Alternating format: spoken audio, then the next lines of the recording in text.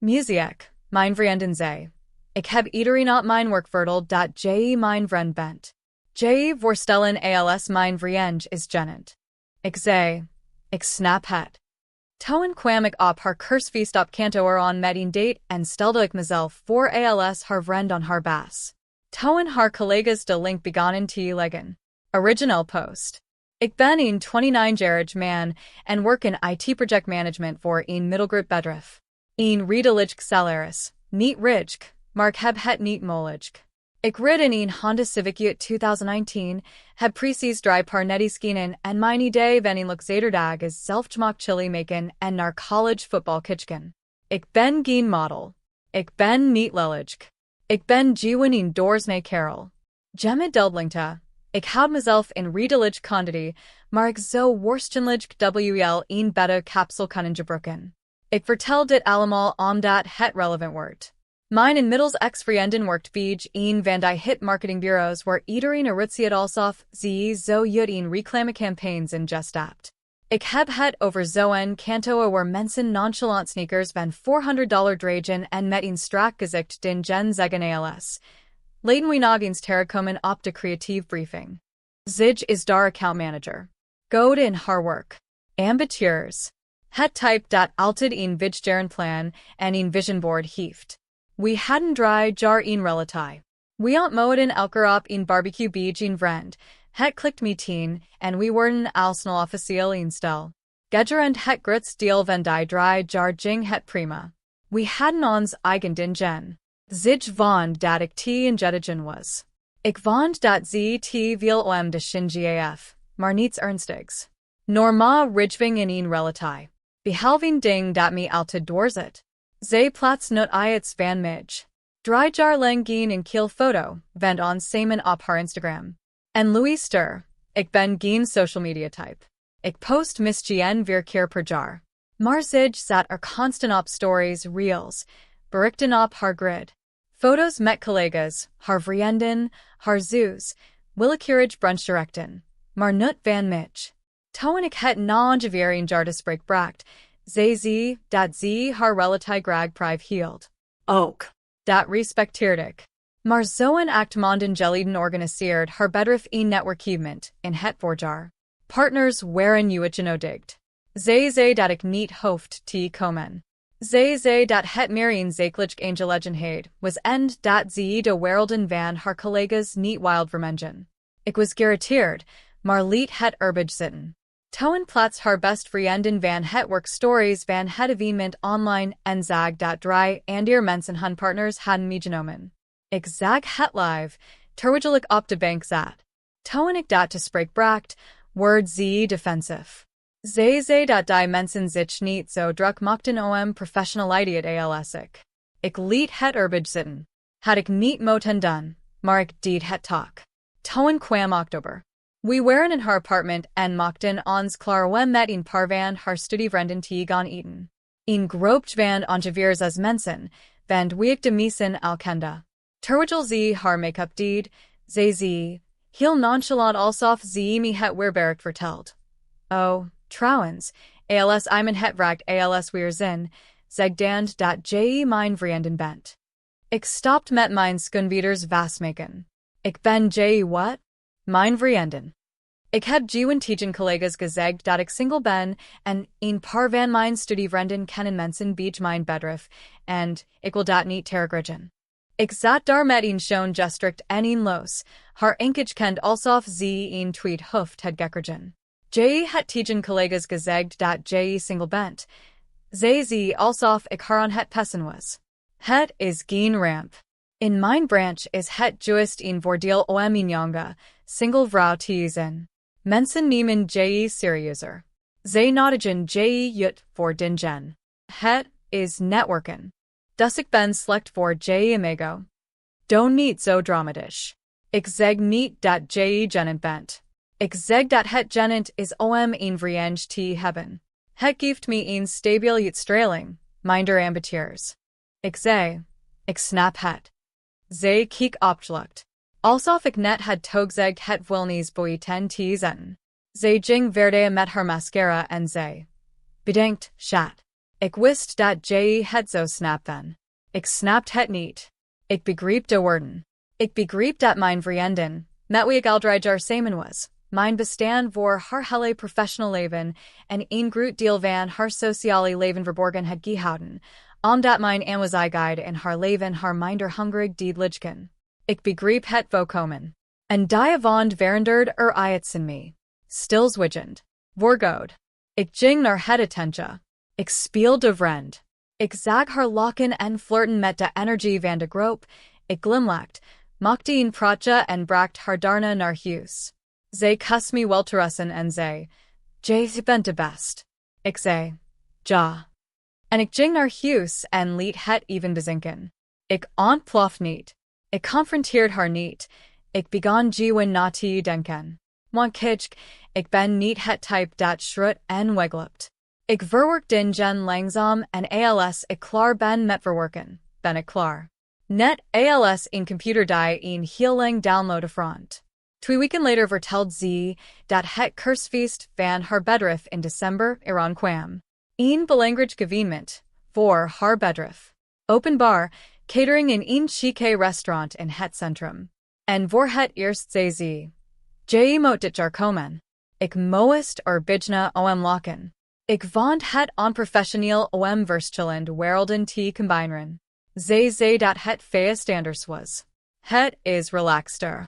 Bovendien vrag mijn bastides of ik mijn mening en dat begint raar te wordens. Mark dacht dat singles in juist je trof was. Zij rolled met haar ogen. Je laat dat niet zomaar los, hey? Ook, kom dan maar naar het feest. Maar maak geen drama van. We zien wel hoe het volt als weer zijn. De sfeer? Zij wil de sfeer bepalen van het erkennen van mijn bestaan. Ik zei, ik kom. En toen begon ik te plannen. Ik heb een vriendin van de universiteit. Een vrouw met wie ik al jaren bevriend ben. Zij werkt in de farmaceutische verkoop, is altijd stilgeval gekleed en heel charismatisch. We zijn gewoon vrienden. Altijd alguist. Zij heeft me zelfs geholpen met het uitzoeken van de ketting die ik mijn ex voor ons 2 jubileum heb gegeven. Valdig pleegnisch. Ik belde haar en legde de Sidutai uit. Alice. Het label vriendschap. De geheime relatie. Het feit dat ik single ben, Alice. Zij zwieg ongeveer 10 seconden en zij toon. Dus, wat heb je even me nodig? Ik heb een date nodig voor een kerstfeest. Absoluut. Wat moet ik aantrekken? Het feest was op December 14th. Mijn vriendin had een nieuwe jurk gekocht.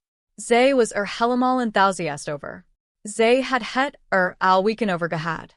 We allemaal zouden zijn, hoe de locatie eruit zag, hoe dit het jaar was echt indruk te maken op het managementteam. Zij zei dat ik mijn donkerblauw pak moest dragen. Dat deed ik. En nu komt het look gedeeld. Ik zei tegen mijn vriendin dat ik haar op het feest zou ontmoeten, omdat ik eerst nog een boodschap moest doen. Zij stelde geen vragen over. Ik haal mijn vriend op en we reden samen heen. Toen we binnenkwamen, staan mijn vriendin al bij de bar te praten met een groep collega's. Zij zag me, glimlacht en zag mijn vriend naast me staan. De glimlach verdween niet. Hitch bevroor gewen. Alsof iemand op pause had gedrukt. Ik liep naar haar groep toe met mijn vriend on mijn arm. Mijn vriendin zei, met een zeer beheer stem. Je bent Zij keek naar mijn vriendin. En wie is dit? Voordat ik kon antwoorden, draait haar baas, een lang man met zo'n stevig handdruk, zich naar me toe en zei, Luke je te zien. Ik bent vast de vriend die ze geheim heeft gehouden. En ik zei, met de meest ontspannen glimlach van mijn leven. Oh nee, we zijn gewoon vrienden. De spanning was te snijden. Nu ja, niet helemaal je de kamer, maar zeker je ons klein kring. De ogen van mijn vriendin worden groot. Haar baas lachte nerveus, duet lichgen de war. Een van haar collega's keek ons beiden on met die uitdrukking die mensen kriegen als ze wetten dat ze het zien, maar nog niet precies wetten wat. Mijn vriendin, de absolute professional die ze is, stak haar hand uit naar de baas en zei, Hallo, ik ben zijn date vanavond. Hij zei dat het een guldig feest zou wordens. Wat een mooie locatie. Het gezicht van mijn vriendin vertoond in 2 seconden wel verschillende emoties. Verwarring, woede, paniek, en toon die geforceerd glimlach die haar ogen niet bereikt. Zij verontschuldigt zich mijn drank te halen en greet me bij mijn arm, warna ze me de gang en trak. Wat do je, sissy? Je vriendin zin. Is dat niet wat ik ben? Waarom heb je haar meegenomen? Zij is mijn date. Vriendin nemen dates me naar feestjes. Je zei zelf dat het niet slim is om single tees en op work relateerde evenementen. Ik volgde je-advies op.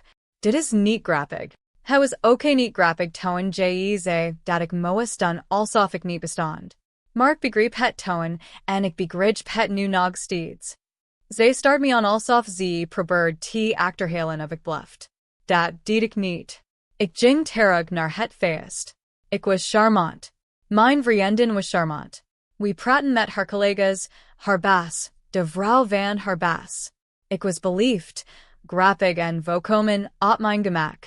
En de paar minuten zag ik mijn vriendin aan de andere kant van de kamer naar ons kitchen met een knowledgeverhaal in paniek, omdat het verhaal dat ze bij dit bedrijf had opgebouwd, de single, gedreven, onafhankelijk carrière zichtbaar aan het afbrokkelen was. Haar collega's leggen ter plekte verbanden. Ik hoorde een tegen een ander zeggen. Wacht eens even. Ik dacht dat ze single was. En de ander zei. Ik oké.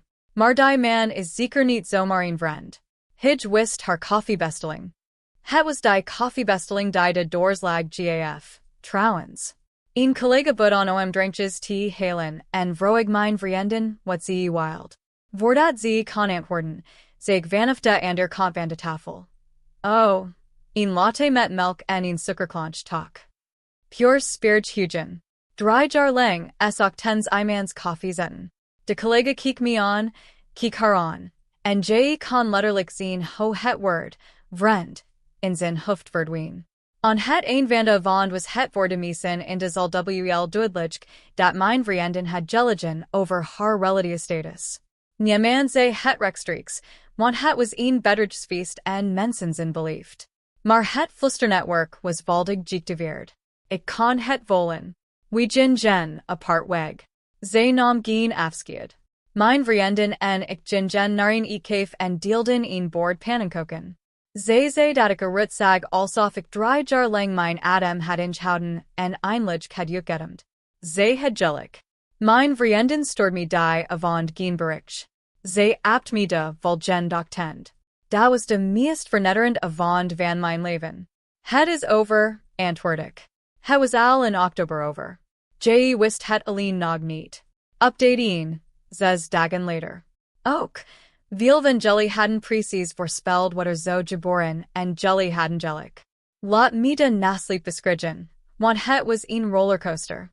De ochtend na het feest, nadat ze me had giept dat het over was en ik mijn antwoord had gestuurd, reageerde ze de rest van de dag niet meer. Stilt. Ik dacht dat ze het aan het verwerken was. Begrijpelijk. Ik brak die zondag door met de was done. Voetbal kitchen en vold een vreemd mix van de plukting en verdriet. 3 jaar is 3 jaar. Zelfs als het een goed is, doet het nog steeds pigeon. Ik ga niet doen alsof het niet zo is. Maandag belde ze me. Ik nam op, want ik ben niet van gesprekken te ontwikkelen. Ik weiger alleen als een wijsgeheim behandeld te worden. In het begin was ze kalm en beheerst. Zij zei, ik wil dat je begrijpt wat je het gedaan. Mijn baas heeft me vanochtend op zijn kantoor geroepen. Hij zei het niet direct, maar hij maakte een opmerking over het belang van eerlijkheid in klantelijk functies. Hij trok en fiet mijn integriteit in twijfel, omdat iedereen op dat feest nu denkt dat ik een leugenaar ben. Ik zei, je was een leugenaar. Je het bijna een jaar lang gelegen over het feit dat je single was. Dat is iets anders. Dat was een strategisch carrièrekeus. En tegen je baas zeggen dat ik gewoon je vriend was oké strategisch. Dus ik speelde hetzelfde spelletje. Je zo de strategie moten worden. Zij hing op dinsdag word het erger voor haar. Ik deed niets. Ik ging naar mijn werk, avondeten, liefde mijn leven. Maar blijkbaar gamde de nasleep van het kersfeest door haar kantoor. Een van haar collega's, een vrouw met wie ze bevriend was, had blijkbaar interest in me getoond tijdens een eerder netwerkevent. Mijn vriendin had tegen deze collega gezegd dat ze me nauwelijks kende en dat ik gewoon een vriend van de familie was die sans meeting. Deze vrouw had geflirt met het idee om mijn vriendin te vragen ons aan elkaar voor te stellen. Toen deze collega op het kersfeest erachter kwam dat ik haar geheime vriend was ze woedend en diep teleurgesteld. Omdat mijn vriendin haar actief had laten geloven dat ik beschikbaar was. Dat is wel een bizar meet van vasthoudenheid aan de liegen. Ik weet dit omdat de collega me op LinkedIn had gevonden. Zij stoorde me een bericht met de tekst. Ik denk dat we elkaar hebben ontmoet op het bedrijfsfeest van je vriendin, of eigenlijk ex-vriendin. Ik wil je even laten weten dat ze me verteld dat je single was en ik vind het echt raar. Ik hoop dat je geen kwaad om doet. Ik zei dat ik absoluut geen kwaad om deed en dat ik niets van wist. Zij stoorde een duim omhoog emoji. Ik had echt medelijden met haar. Zij was het slachtoffer van een liegen waarvan ik niet eens wist dat die zoveel legen had. Woensdag kwam haar best vriendin langs, de best vriendin van mijn ex, degene die elke slecht beslissing goed praat en dat vervolgens, haar best vriendin stunden nooit.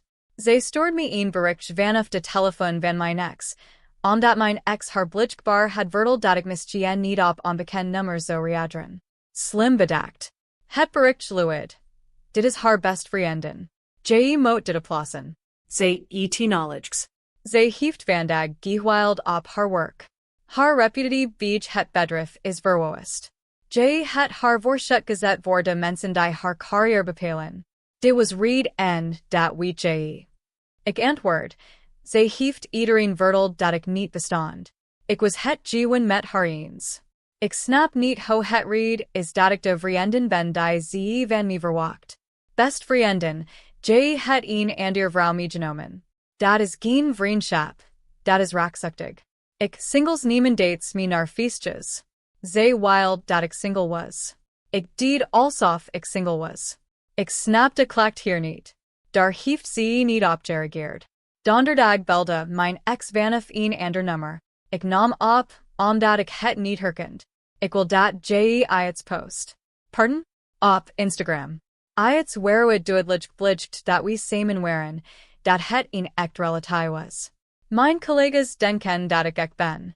Zij denken dat ik een vriend heb verzonnen en toen een of ander willekeurig kerel heb interd om op het feest te verschijnen. Ik wil dat je bevestigt dat we samen waren. Laat ik dat nog eens herhalen.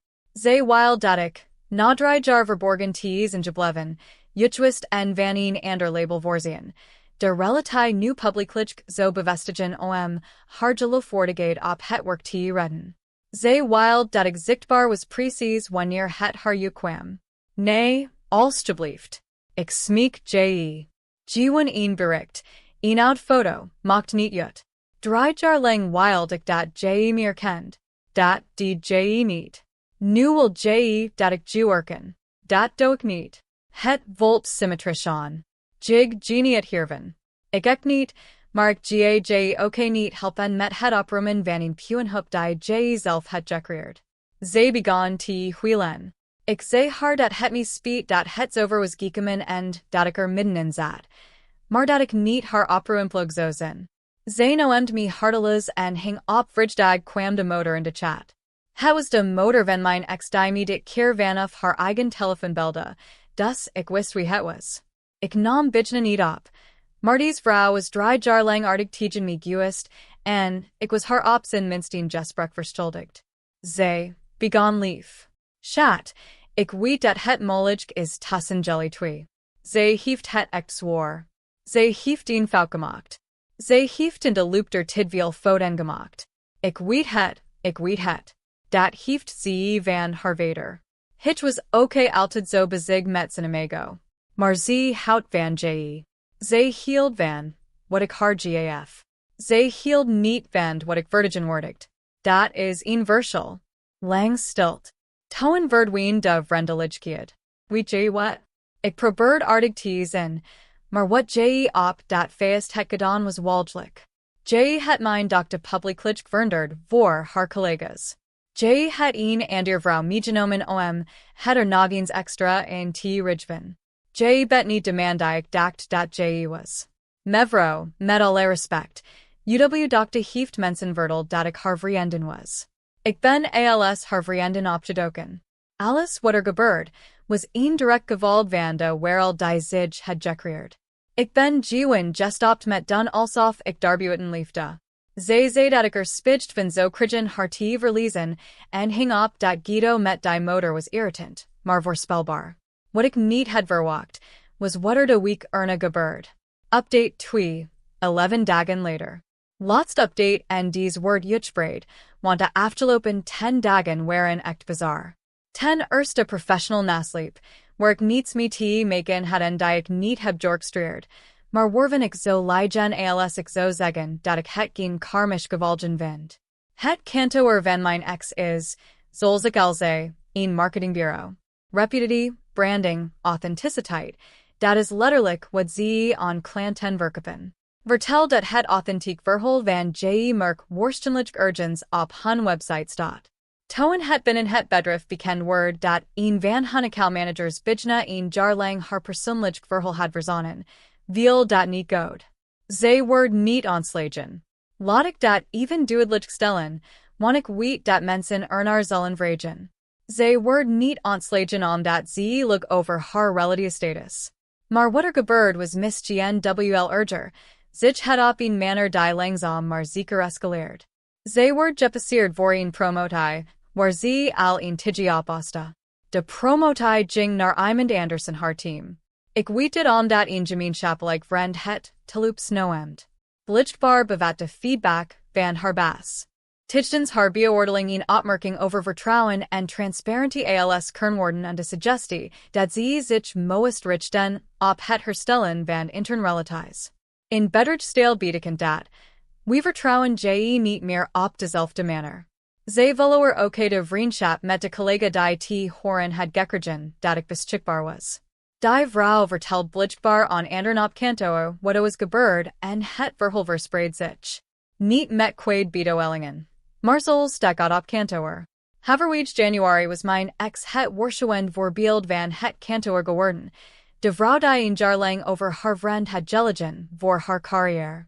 Niemand pest haar. Niemand negeert haar openlijk. Maar de wonsdwangen kameraadschap die ze had gehad, was verdwenen. Mensen waren beliefd, maar afstandelijk. Ze was iemand geworden die mensen in een informeel gesprek niet helemaal vertrouwen. Nogmaals, ik heb hier niets aan gedaan. Ik ging naar een feestje, ze het woord vriendin.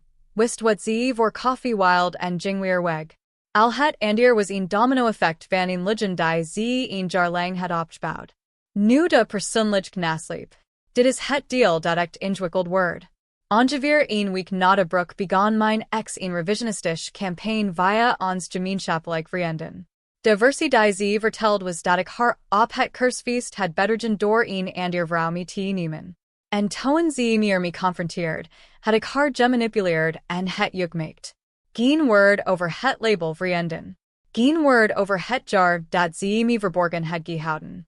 Gewoon, hij had een date meegenomen om me te vernetteren en me vervolgens te dumpen. Twee gemeenschappelijk vrienden namen die week afzonderlijk contact met me op met bezorgd berichten. De een zei, man, ik wil me niet mee bemeen, maar ze zegt wel erg heftig dingen. Ik wil gewoon jou kant van het verhaal horen. De ander was boter. Gast, heb je haar echt bedregen op het bedrijfsfeest. Ik vertelde ze allebei hetzelfde, de complete waarheid van begin tot eind. De vriendschap, het attention in oktober, het jaar dat ze zich verborgen hield, het kerstfeest, alles. Ik heb niets mooier gemaakt dan het was. Ik heb geen eigen draai aan gegeven. Ik heb gewoon defeaten op een ridge gezet. De eerst vriend zwiegen dag, en stoord me toen een bericht, dat is heel anders dan wat ze ons vertelt. Ik geloof wel, maar gemmig. De tweede vriend belde me en zei, ja, dat klinkt een stuk logischer. Ze heeft een paar belangrijk de len van dat verhaal weggelaten. Hij vertelt oké dat ze tegen de vriendengroep had gezegd dat ik geobsedeerd was door bevestiging op sociale media en dat de oorzaak van de ruzies was. De ironie van de vrouw die haar hele leven voor Instagram had gecreëerd, die mij geobsedeerd noem door sociale media, onching hem niet. De vriendengroep viel niet dramatisch uit elkaar. Ze reorganiseerd zich gewoon stilletjes. Een paar mensen die dichter beach haar stonden, bleven in haar kring. Een paar mensen die dichter beach mij stonden, bleven in de mijne. Diegenen die tussen zaten, maakten hun eigen keuzes. Een gemeenschappelijk vriend, een man met wie we allebei regelmatig omgingen, vertelde me dat hij haar had aangesproken op de tegenstrijdigheden in haar verhaal.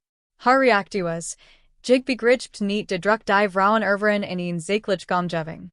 Hij zei tegen me, dat verklaart niet waarom je tegen je vriendin liegt over wat is gebeurd. Daarna sprak ze niet meer met hem.